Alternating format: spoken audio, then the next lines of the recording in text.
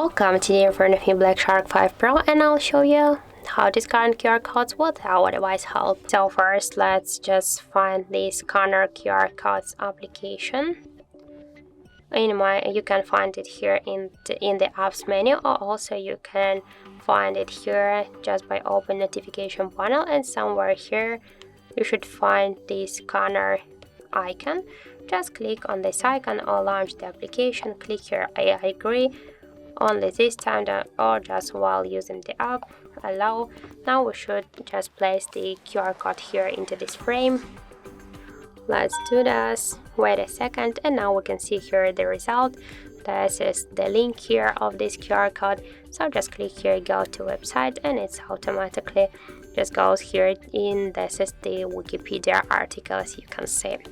So that's it. Thank you for watching, and if you find this video helpful, don't forget to leave a like, comment, and to subscribe our channel.